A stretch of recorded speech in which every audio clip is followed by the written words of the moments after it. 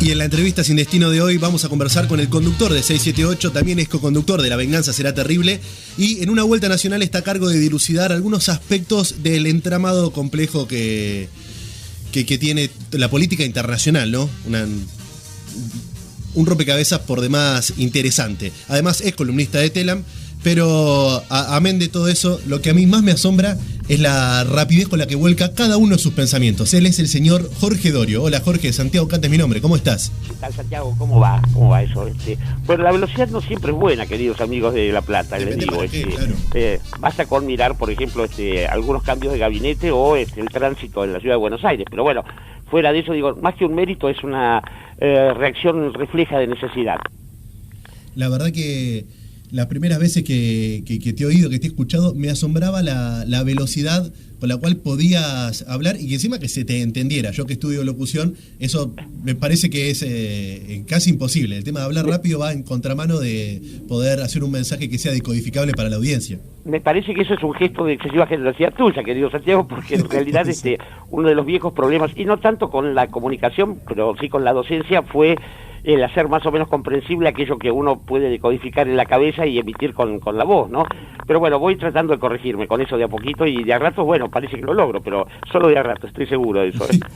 Ya con este gesto para mimar de algún modo al entrevistado, tengo otro que te voy a decir que me parece que también te va a gustar, y es que no me parece que sea una mera casualidad el tema de que vos hayas participado en programas que han dividido de alguna manera, han hecho un antes y un después en los medios de comunicación. Se me ocurre Gran Hermano, La Venganza Será Terrible, obviamente, y ahora 678.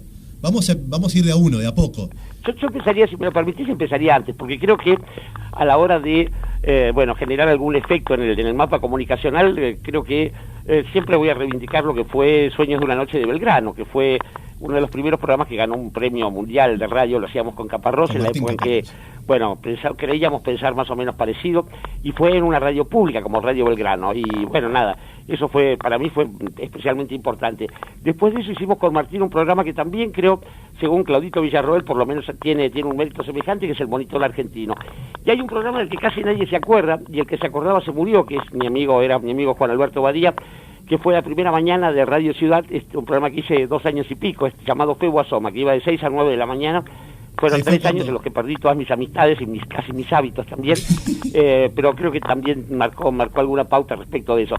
Respecto del otro, de lo que vos decías, bueno, es gratificante eso, también verlo así, pero creo que también es un poco azaroso, porque el asunto es ver cuando uno agarra la parada de algunas cosas que le proponen, y fue gracioso porque así como hay una divisoria de aguas entre la gente que mira 678, es decir, supongo que hasta ahora me he cruzado solo con los que me soban el lomo, pero supongo que habrá algunos que me insultan. Cuando acepté lo de Gran Hermano, la cosa fue medio como que, yo era docente también todavía en esa época, según parece, y mis propios alumnos me decían, pero ¿cómo puede ser un tipo que es del ámbito académico, y la expresión era, se manchen las manos con algo así? Y es algo, yo tengo las manos sucias desde pibe, y me las lavo cada tanto para comer a veces y no siempre, y te digo que creo que es una especie de cuestión bastante tilinga que tiene la gente del ámbito comunicacional, que supone que hay cosas prestigiosas y cosas que no. 678, como es un programa comprometido, tendría un prestigio que Gran Hermano no, y yo en ese sentido reivindico que los que nos dedicamos a la comunicación estemos más pendientes de, prepararnos que presentarnos, ¿no? Digo, más pendientes del efecto que podemos producir en todo caso que del efecto que podemos generar sobre nosotros mismos. Pero bueno, agradezco igual el juicio, Santiago. En esta ensalada que has hecho de nombres de programas en los cuales participaste, quería preguntarte primero, Martín Caparrós, ¿te copia el bigote a vos o vos se lo copias a Caparrós? Bueno, yo creo que uno se hace amigo de algunas personas no porque lo copien o porque uno los copia a ellos, sino que porque a veces se encuentra ciertas afinidades selectivas. Cuando Martín y yo cursamos en el mismo colegio secundario, el bachillerato en la ciudad de Buenos Aires, pero él es un par de años mayor que yo y prácticamente no nos cruzamos. Pero cuando nos reencontramos a la vuelta de su exilio, descubrimos que teníamos los bigotes para arriba y las ideas para abajo. Entonces, bueno, quizás eso haya generado alguna afinidad, ¿no? No voy a reivindicar ninguna especie de originalidad en esto. No, en todo caso, ha habido unas 20 generaciones anteriores que ya se dedicaban a hacer esta misma cosa con los pelos de la cara, ¿no? Claro, pero justo ahora dentro de de los medios de comunicación, me parece que los dos más distintivos que usan, que portan ese bigote tan característico, son Martín y vos, aunque me parece que él ahora se lo ha afeitado. Bueno, él se lo afeitó porque parece que se convirtió en actor en algún momento, y él creyó que de ese modo no se lo iba a reconocer. Yo creo que las personas suelen tener cosas más emblemáticas que los bigotes a la hora de reconocérselas, sobre todo cuando uno, se dedica a vivir del discurso más que de la propia jeta, ¿no? Pero bueno, igual no es una buena ocasión para que yo hable de mi ex amigo Martín Caparrós. Digo, he respondido hace poco una columna de él, y creo que son, es en gran medida doloroso esto de cierto grado de diferencias, de disidencias, que no tienen que ver con la posibilidad de discusión, sino que tienen que ver más bien con, con alguien con quien uno miraba el mundo desde el mismo lugar, como ese poema de Miguel Hernández que dice: en Orihuela su pueblo y el mío se me ha muerto como del rey Ramón Fijé, con quien tanto quería, alguien con quien ha querido uno tantas cosas, que ahora estemos en estas miradas de deseo opuestas respecto de la patria y del mundo y de las cosas, es doloroso. Por eso digo que quizás sea lo mejor echar un piadoso manto de olvido sobre algo con quien yo he tramado buena parte de mi vida profesional, ¿no? A mí la verdad es que también me duele ver cómo la Argentina en algún punto se divide, se genera una brecha que no se veía desde peronistas y radicales para acá. Y la verdad también tengo la sensación, trabajando en los medios de comunicación, que los mismos medios han hecho, te diría, casi todo lo posible para que esa brecha se agrande cada vez más y más. Santiago, permitime cometer la grosería de corregir a quien me está entrevistando, pero en principio, la Argentina no tiene demasiado que ver con esta división. La Argentina está por hacerse todavía, y además, digamos, descargar culpas de una situación de división, cualquiera sea, sobre una entelequia social, histórico-geográfica como la patria misma, no está bien.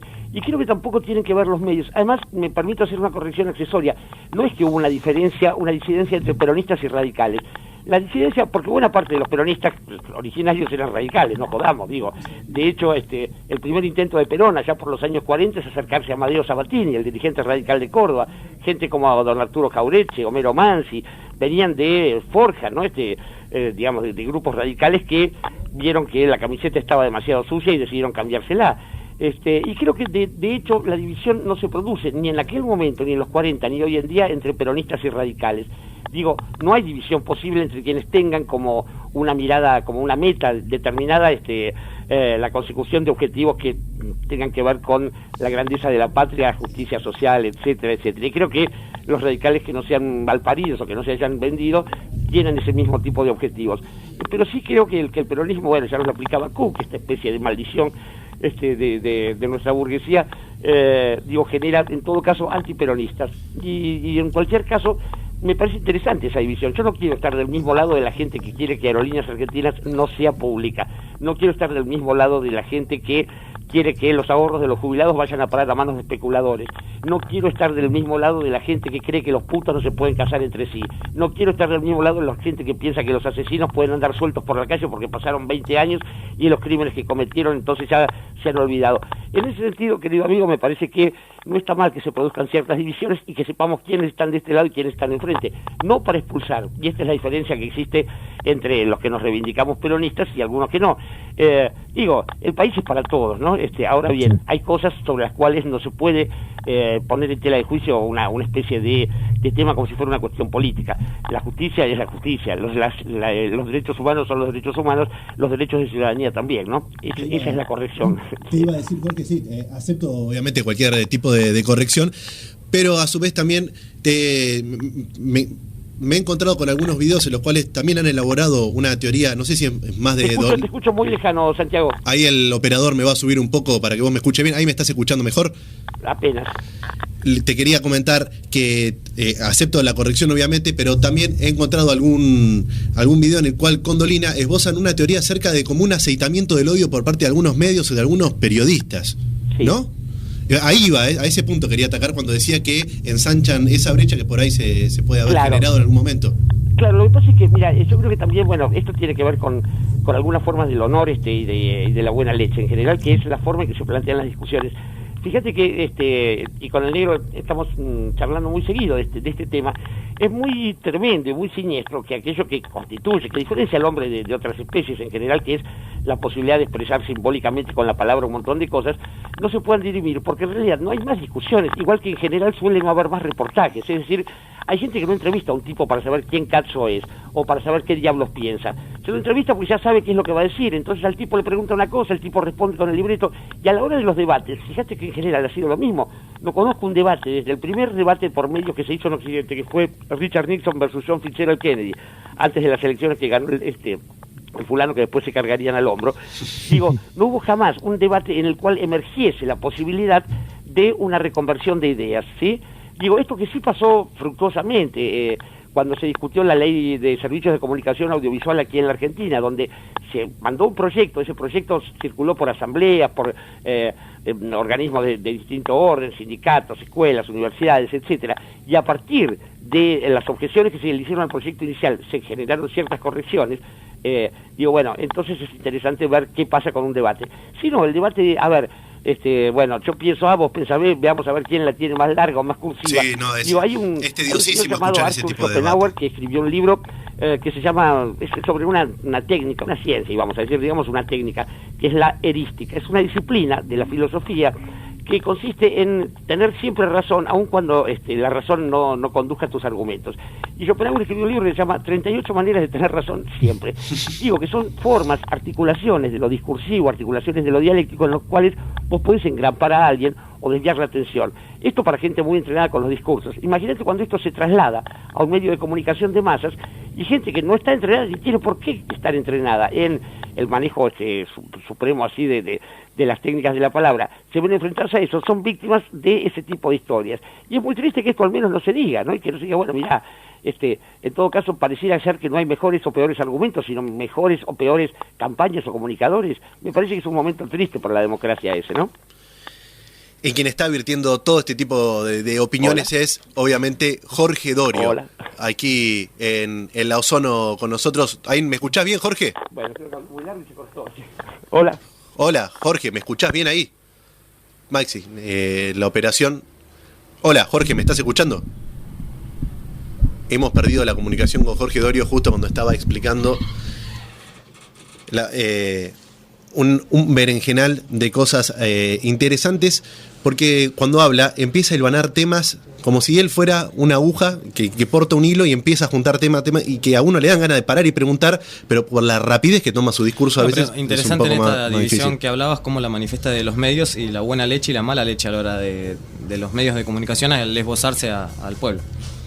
Exactamente. Vamos a tratar de volver a conectar con Jorge Dorio aquí en esta entrevista sin destino que estábamos haciendo. Me gustó ya de entrada cuando empezamos a hablar de brechas, de divisiones, para empezar a encararle el tema político, que ya dijimos, quizás no es lo que más nos interese dentro de este programa, pero a veces no se le puede esquivar al bulto. Te diría que nos vemos confrontados con la realidad, entonces eso amerita y quizás hasta nos obliga de algún modo de encarar ciertos temas que pueden ser odiosos para algunas personas, más ríspidos para otras, pero que para nosotros es casi obligatorio también el tema de preguntar. Jorge, ¿estás ahí?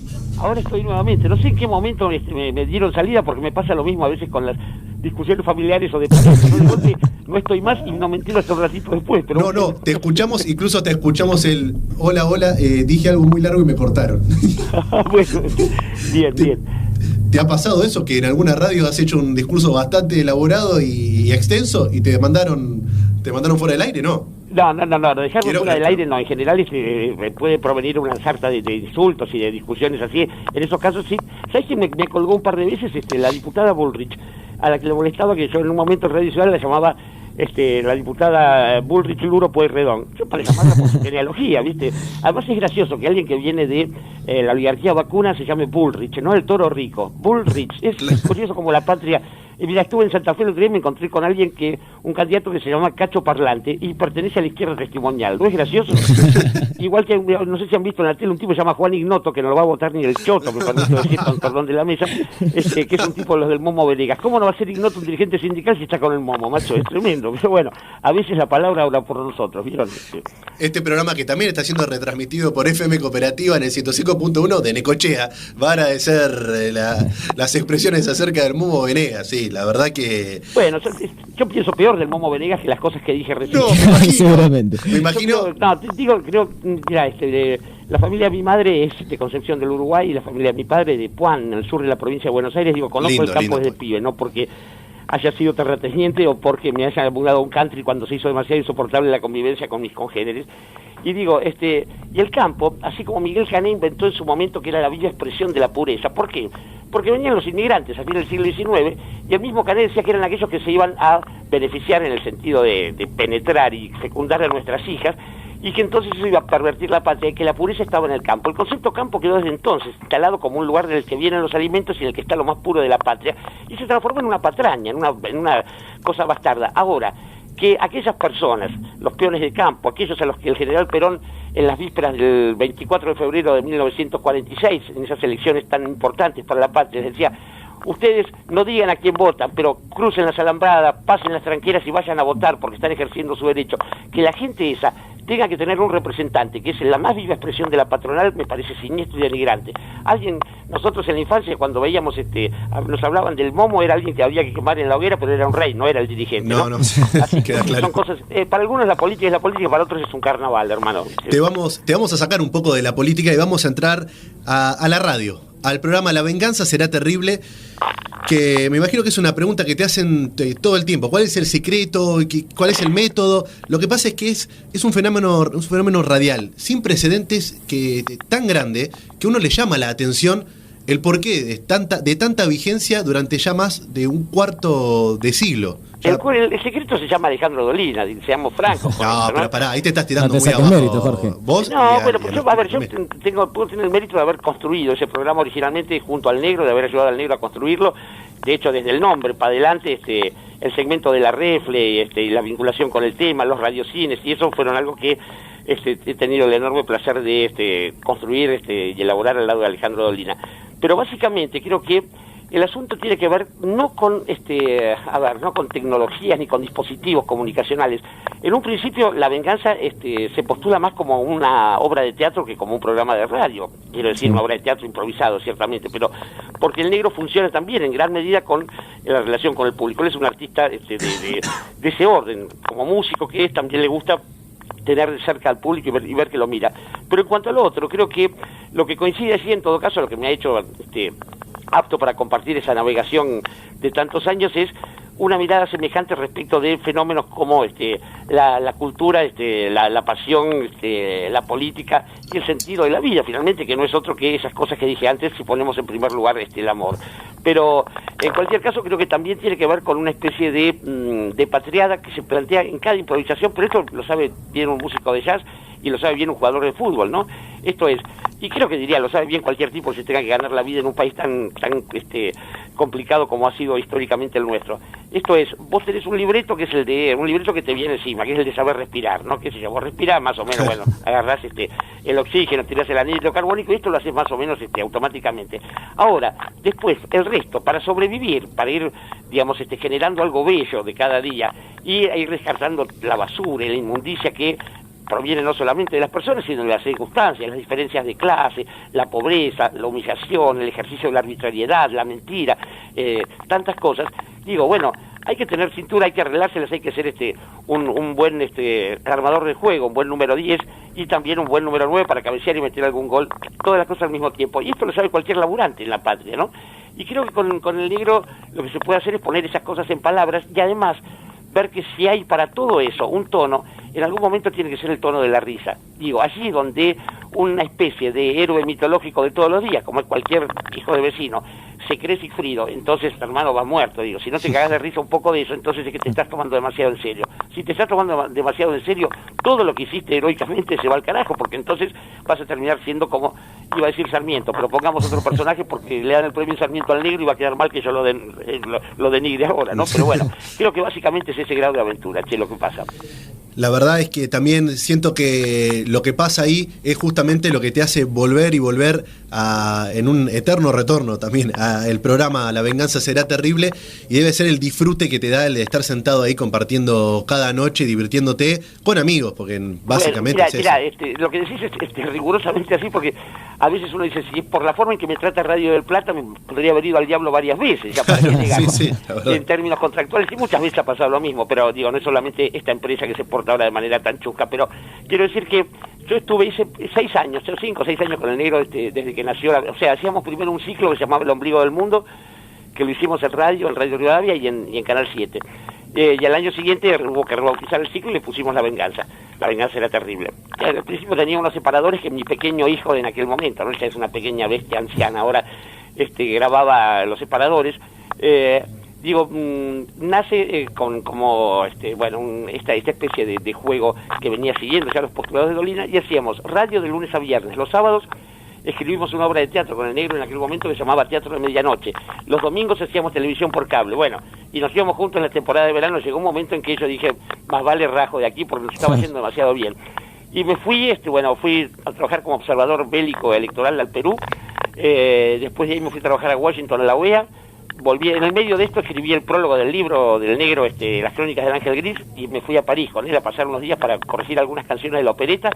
Y después nos vimos un par de años, yo volví aquí y nos encontrábamos cada tanto, qué sé yo, obviamente hay amistades que no se fundan necesariamente en la práctica cotidiana, ¿no? Y un día me pidió que le diera una mano para suplantar a alguien que había estado en Mar del Plata. Habían pasado 15 años de la última vez que yo había hecho La Venganza. La semana siguiente me llamó para suplantar a otra persona en Montevideo y bueno, me quedé. Ahora, obviamente, igual hacer La Venganza todos los días tiene un costo muy alto si vos querés tener otro tipo de actividades, ¿no? No es es efectivamente una reunión de amigos y todo lo demás, pero es un desgaste terminar a las 2, 3 de la mañana todos los días y eventualmente tener que madrugar. Pero, de hecho, acabas de venir de viaje de anoche. Exactamente, ayer estuvimos en Santo Tomé, en provincia de Santa Fe, ahí actuando en el marco de la Feria del Libro de Santo Tomé. La semana pasada estuvimos en Mendoza, yo en el medio estoy haciendo Café Cultura para la Secretaría de Cultura de la Nación, ahora me voy a Salta, creo que el miércoles o una cosa por el estilo. Y en el medio, uno también hace otras cosas como los otros trabajos y la militancia que no se cobra. Y hay una cosa maravillosa llamada vida privada, ¿viste? Que uno cada tanto que a veces le das bola cuando te deja. Claro, cada tanto. No, eso también es mentira. Digo, una de las buenas cosas de La Venganza, y que yo la he vivido también de otro modo, pero parecida en Gran Hermano, es no creerte que sos un personaje de los medios. ¿Viste? Esa gente que de golpe se transforma y se pone pantalones de colores raros y quiere salir en las revistas, y digo, ya cuando uno se confunde y se cree que no está en las 40 del mazo de la gente, del resto de la gente, ahí creo que uno va fregado. Pero bueno, que es cada uno hace lo que puede y lo que no lo compra hecho, ¿no? Jorge, Marco te saluda y te quería preguntar, justo estamos hablando de actualidad, de tu trabajo en La Venganza Será Terrible, particularmente por 678. ¿Cómo lo ves como producto? ¿Cómo te ves desenvolviéndote en él? ¿Cómo tomaste la oferta de ser el conductor del programa? Mira, yo empecé, mi relación con 678 empieza como espectador, claro. Y por supuesto cuando uno es espectador y forma parte del mundo de los medios, naturalmente, no hay carroza que te venga bien, y entonces uno podía comentar cosas. Bueno, después empecé a ser invitado de 678, invitado ocasional, después empecé a ser invitado frecuente, y me di cuenta, entre otras cosas, que una de las cuestiones que tienen este tipo de ciclos es que las personas que lo conciben lo hacen de la mejor manera posible, que quizás no sea la mejor del mundo, pero que es la que ha funcionado. Y bueno, cuando me llamó Diego Virs para ofrecerme, primero me ofreció participar del programa y en la segunda reunión me ofreció conducirlo. En principio fue una gran satisfacción, porque estoy identificado plenamente, no meramente con lo que es un alineamiento pro oficialista o kirchnerista, sino con otra característica del programa, que es la que nadie destaca y me rompe un poco las pelotas, que esto no suceda así.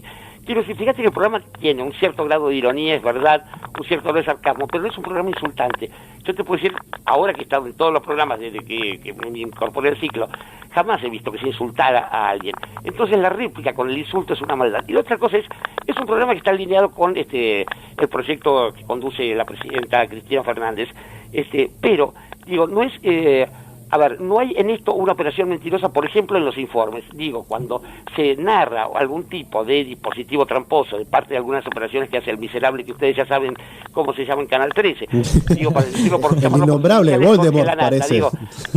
el innombrable Voldemort, No es parece de innombrable, Harry es un miserable Potter. llamado Jorge Lanata, igual que hay un infeliz llamado Luis Majul, qué sé yo, cada uno carga con sus propias miserias. Pero digo, no hay manipulación de los materiales en ese sentido.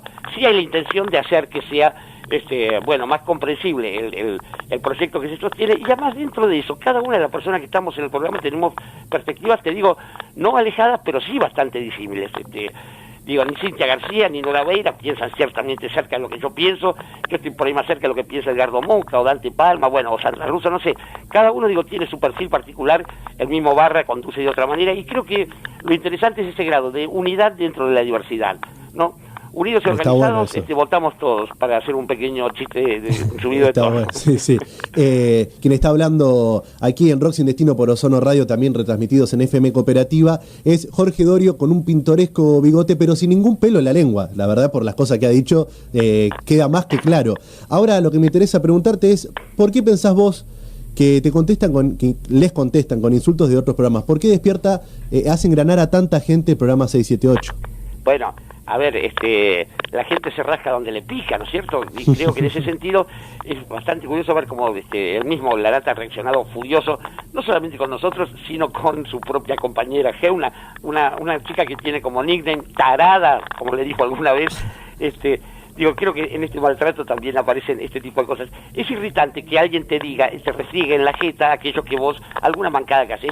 Esto le pasa a uno en la vida cotidiana, le pasa cuando uno es niña, ¿no? Quiero decir, y creo que hay un grado de cierto infantilismo en esto, porque, por ejemplo, vos no podés denostar un discurso como el que sostiene 678 y no atreverte a confrontarlo. En ese sentido, me parece que son interesantes las personas que se han acercado y han confrontado con el programa. Yo lamento no haber estado cuando estuvo la Coca Sarlo, para llamarlo de algún modo, Sí. de Beatriz Sarlo, digo, en el programa, porque creo que ahí se planteó la discusión de manera, ladina pero astuta, esto hay que reconocerlo en Beatriz, digo, pulseó de una manera en la que no se le puede hacer frente bien, pero digo, creo que el problema es a la hora de discutir con las tesis que sostiene el programa, que son eventualmente las tesis del ministro Randazzo en su momento, o digo, las del Poder Ejecutivo, o las de Aerolíneas Argentinas, o las de las AFJP, bueno, en fin, las que quieras pensar de todos los proyectos que han circulado en los últimos años, es muy difícil oponer argumentos, negro. Entonces, ¿desde dónde confrontás? Confrontás desde el denuesto, la chicana, el desestimar aquellas cosas que se dicen. Yo sinceramente digo, los desafíos que encuentren un informe donde se haya mentido, y allí donde se pifió, bueno, ha habido retractaciones, y esto me parece que está bueno. Exacto, sí, sí. La verdad que hay un tendal de temas para charlar, no solo de los proyectos en los que has participado, sino acerca de proyectos que ustedes analizan, como son los políticos dentro del programa, ya sea ley de medios, también tiraste ahí el matrimonio igualitario. Sí, Yo claro. me gustaría cerrar esta entrevista con un evento que va a suceder obviamente la semana que viene, que son las elecciones legislativas, y que nos dejes una opinión de cómo las ves, cómo ves que van a venir estas elecciones legislativas del 27 de octubre. Mira, yo creo que quizás no haya demasiadas sorpresas en las cifras, y creo que hay una cierta tendencia a pontificar respecto de los resultados y su importancia. En principio, para hablar sinceramente, ya desde una cosa que sería la burla de las criadas de una escuela de análisis político, se sabe que por muy semejantes que sean los resultados a las PASO, no va a cambiar demasiado la composición de las cámaras, y es aquello lo que debería interesarnos, cómo se dirime. A ver, porque el asunto no es ganar una elección, sino qué diablos haces con eso después. Claro. Digo, hemos tenido el ejemplo de 2009, la cantidad de tipos que llegaron cuyos nombres yacen en lo profundo del barro de la historia, como el de buena parte de los vicepresidentes norteamericanos, que, como decía Guggenheim, una vez que asumieron nadie supo más qué carajo pasó con ellos. Digo, estos tipos que asumieron como diputados, y los que se jactaron, como en el caso de Narváez, de haberle ganado a Néstor. Digo, a ver, haciendo una campaña de eso, haciendo una campaña de todo eso. Haciendo campaña de esto, digo, bueno, a ver, supongamos que le ganaste en las cifras, ok, hablemos un poco de la historia, hablemos un poco de la patria, a ver, ¿para qué está toda esta gente? Lo que creo es que todavía igual, a mí me sigue decepcionando las elecciones en las cuales no se dirimen estrictamente proyectos. Yo creo que la patraña de un candidato como Sergio Massa, digo, que una vez más, históricamente ha pasado esto, y ya una vez le salió bien a los canallas, digo, agarrar un liberal y disfrazarlo de peronista. Digo, le salió bien con Menem, vaya a ellos. Digo, pero esta cosa de que un candidato tenga como básica estrategia, primero, la de no agarrar que en su distrito, un distrito como el Tigre, vengo de pasar por ahí, ahora basta pasar con un micro, tampoco hay que hacer una investigación de esas muy enjundiosas, se ve claramente que hay un sector de la población que vive fantástico y como si fueran ricos en Suiza, y otra que vive como si fueran pobres en la Argentina de Menem, es decir, hundidos en la mierda de sectores sin cloacas, sumidos en la inseguridad que genera la propia pobreza y la falta de destino, etcétera. Digo, bueno, ese es un tipo que maneja bien las campañas, no que gobierna bien. Y segundo, que su mejor estrategia es la de no confrontar, porque sabe que frente a ciertos argumentos no hay otra cosa que callarse la boca. Me parece triste que vaya a ser una buena elección, va a ser el que va a ganar probablemente las elecciones en la provincia. Ese tipo de cosas son las que a uno le molestan. Por lo demás, digo, yo no me hago un lado de la huella ni aunque vengan degollando. Quiero decir, mientras el proyecto se mantenga así, mientras la gente siga viviendo mejor, cada vez mejor gracias a la política, estaremos sosteniendo esas banderas. Y después supongo que tendré que ir a 678 de ir correteando a Radio Nacional, haber votado en algún momento del día, y después festejar. Digo, uno festeja la vida cuando uno está haciendo lo que corresponde, y llegado el caso, como decía Virginia Woolf, hay que hundirse macho con la bandera flameando. La verdad que un gusto haberte tenido aquí, Jorge, de entrevistado. La verdad que un periodista de la trayectoria tuya es un gusto para nosotros que somos periodistas de corta trayectoria. Pero compañeros, es un placer. Además no jodan con eso de la cortedad o largueza de las trayectorias. Digo, en la cancha se ven los pingos y la cancha es nueva cada día que se sale al aire, chicos. Perfecto. Gran frase. Me gustaría que si podés dejar un saludo como separador aquí del programa, como lo hizo también en su momento Alejandro Dolina cuando salió con nosotros, diciendo tu nombre, obviamente el nombre del programa Rock Sin Destino, y alguna frase como la que tiraste ahí para toda la audiencia que nos está escuchando. Pero en principio esas frases que salieron buenas y por eso recórtenla y edítenlas ustedes, macho, laburen un poco. En cuanto a lo demás, mi nombre es Jorge Dorio y creo que Rock Sin Destino es una de las grandes mentiras que se propician en la radio, porque el rock tiene destino, la radio también, y los únicos que no tienen destino son los ladrones, como nos enseñó alguna vez Robert Wagner. Perfecto, Jorge, muy buen saludo. Muchísimas gracias. Un abrazo grande. Un abrazo grande. Salud.